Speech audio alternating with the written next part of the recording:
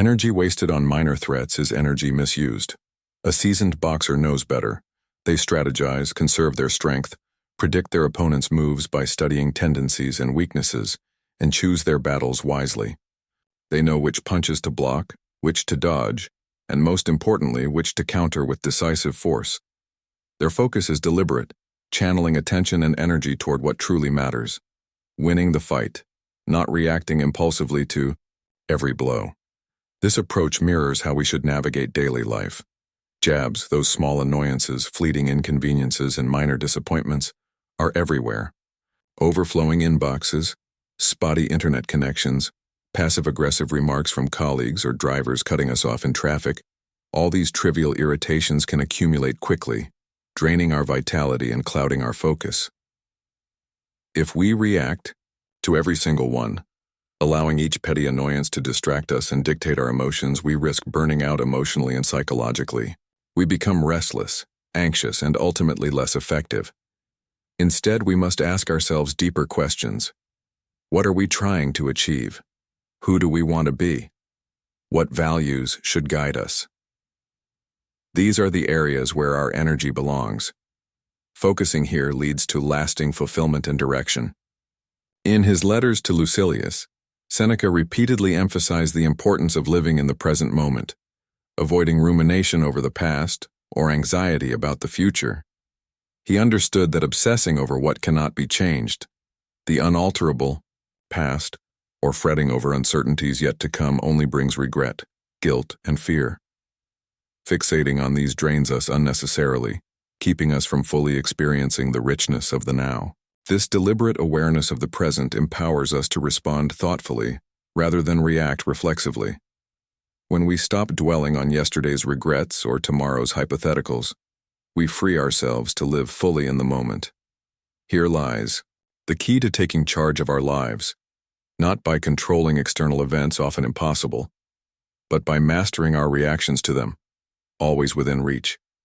Regardless of how challenging any situation may seem, our power lies in choosing how we respond. Focusing on the present helps us harness this power wisely, directing our attention to what truly counts and building a life filled with purpose, meaning, and inner peace.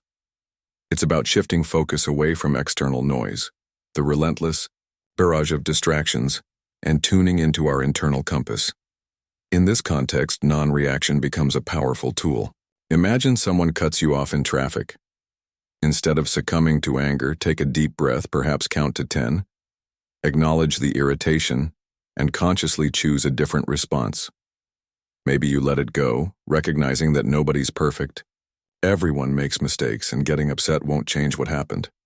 Prioritizing your peace of mind over indulging in rage allows you to move forward unburdened.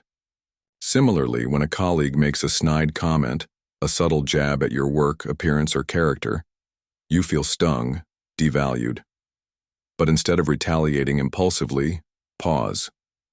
Observe the emotion without judgment, understand its source, and then decide whether engaging is worth your energy. Often it isn't. The underlying principle is simple. Observe the feeling without labeling it as good or bad.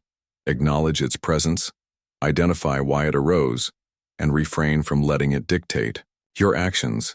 Then, deliberately redirect your focus toward something more uplifting, productive, or meaningful. In Meditations, Marcus Aurelius's personal journal brimming with wisdom and self-reflection, he constantly reminded himself to accept what he couldn't control, others' actions, opinions, and judgments, and to concentrate on virtue, living, a life guided by reason. When we allow external events to dictate our emotional state, we become prisoners to our reactions, trapped in an endless loop of cause and effect. It's not what happens to you, but how you react to it that matters, Epictetus wisely advised, a truth echoed across millennia.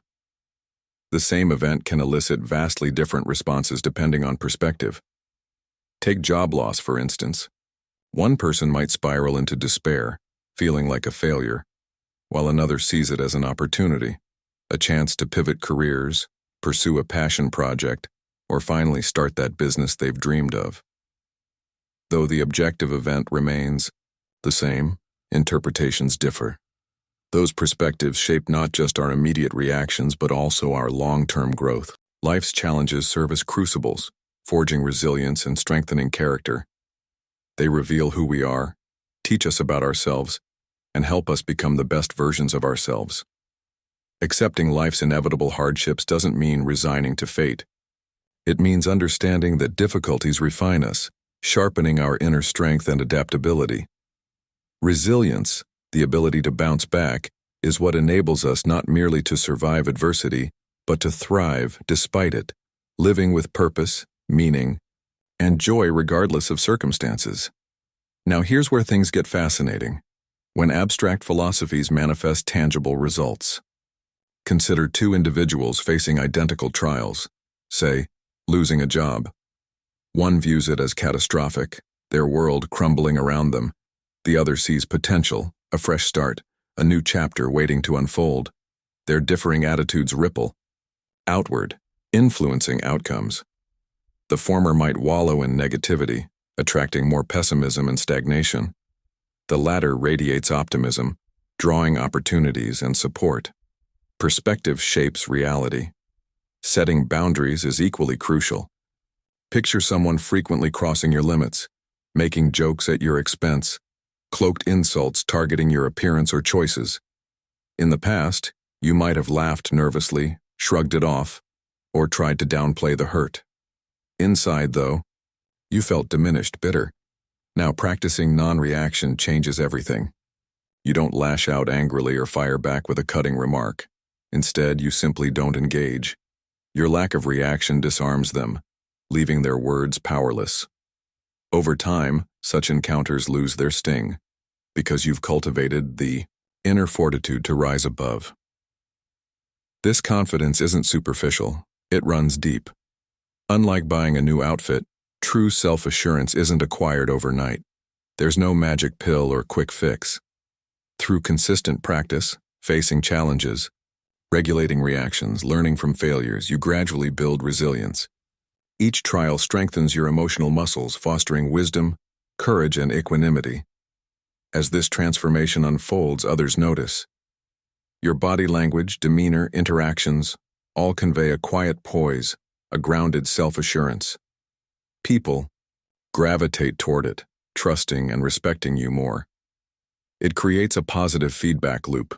The stronger you feel, the more confident you appear, reinforcing your sense of self-mastery.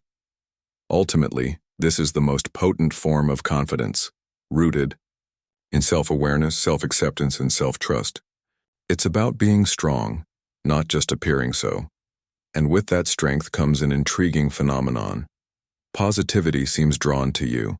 When you embody calmness, resilience, and stoic resolve, you attract positive energy, circumstances, and relationships. Critics might dismiss this idea, but countless examples suggest otherwise. By maintaining composure under pressure, handling setbacks gracefully, and exuding tranquility, you create an aura that resonates with like-minded individuals and fortunate events. Of course, setbacks happen.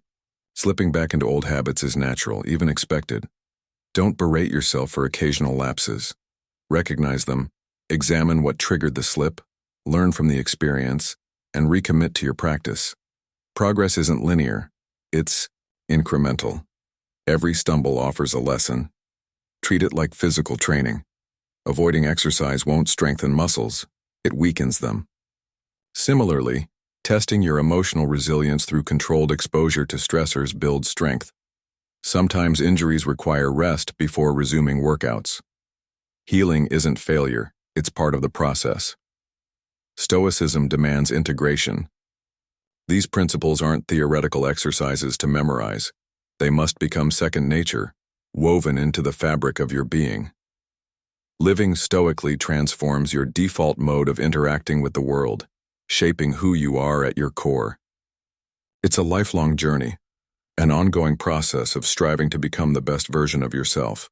The rewards, inner serenity, resilience, joy, purpose, grace under pressure, are undeniable. Such a life is well-lived, impactful, and meaningful. So are you ready to take control? To see what happens when you stop letting the small things derail you, Trust me, the results are extraordinary. If you found value in this video, hit subscribe and join the community. Share in the comments what you'll commit to changing today. As always, thank you for watching.